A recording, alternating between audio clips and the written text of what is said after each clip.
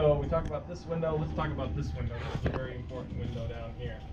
This is called the ND acquisition window. I'm going to uncheck that. I'm going to uncheck that.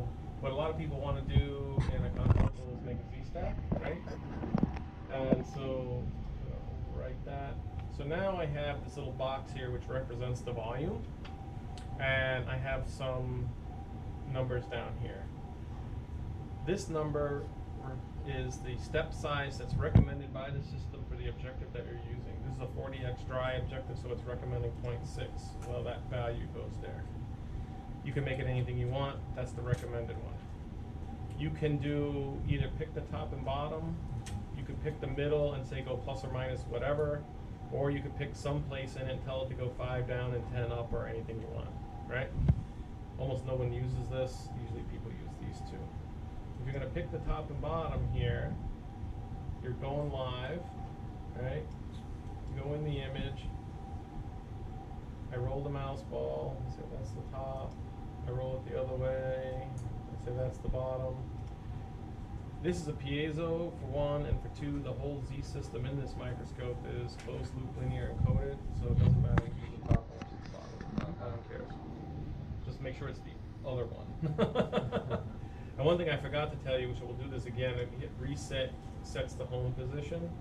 So like I'm going to find the middle. So the best practice is find the middle. Somewhere in the middle, you can hit reset, and that will give you the middle point.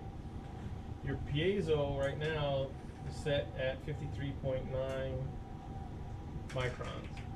Remember, this piezo has a fixed range of 100 microns, so we're somewhere in the middle. If you want to be dead on in the middle, you click this button that has the 2 arrows in the piezo, and now you see that the piezo says 50 on the nose. You notice that nothing changed in the focus. That's because the system is smart enough to know that when it moves the piezo, when you click that button, to move the microscope Z to compensate so that the thing doesn't come out of focus. So that's kind of a cool feature. It becomes transparent. All right, so let's do the exercise again. I'm going to call that the top. I'm going to call that the bottom. And now if I click anywhere in the box, it shows me where I am. Right? If I double click on the numbers, it goes exactly to those points. So that's kind of convenient. Because if you set it and like somebody started talking to you in the middle, you can go back and check it. Here is your path to where you're saving the data. We made up a directory called My Data Training, so we can just throw it away later. And you can come in here and put some name in for your data. So put something, anything, doesn't matter. Just, yeah, you can. Actually, don't do that, and you'll see why in a minute. Okay. End in a character. Okay. You can put your name. You can put anything you want. Okay. All right. So.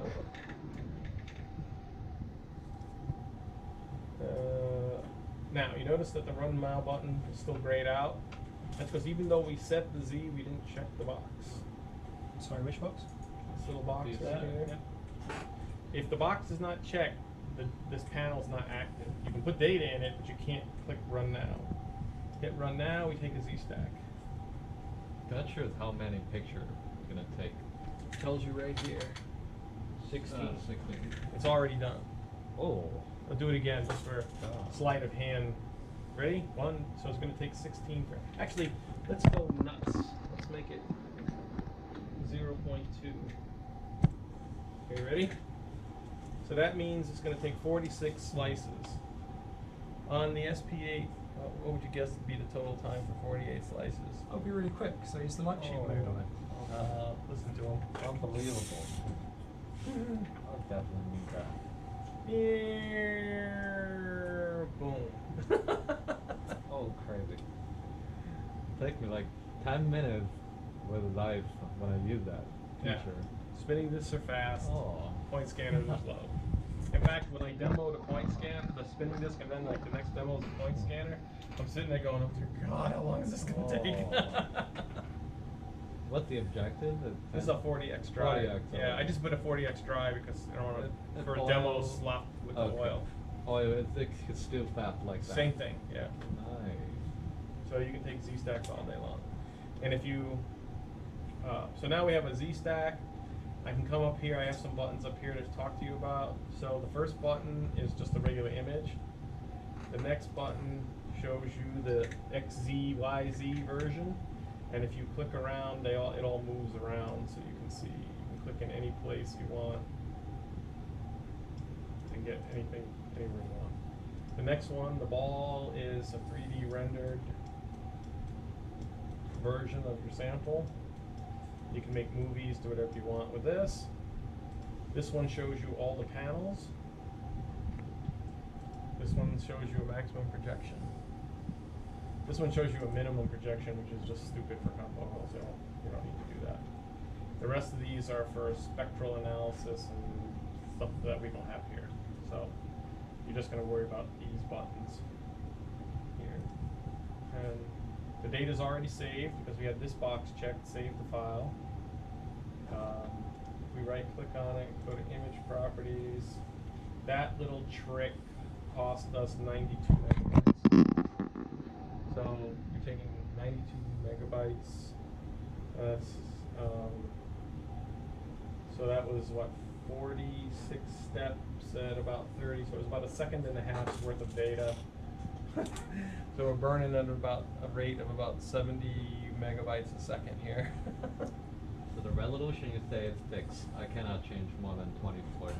You have to change the camera if you want high Okay, resolution. but this one is 1024. Correct. Okay. The other camera's 2K by 2K. So it has the same field of view, but twice as many pixels in each yeah. dimension. But it's not electron multiplication Okay. gain, so Yeah. you get less amplification. Yeah. You get much more grid noise. Yeah, not that much. Well, see, Yeah. it seems very complicated. So now, alright, so that's a Z stack, one color. But what if I want more than one color? So I can come here to my optical configurations. I'm going to take this one off. What did you click?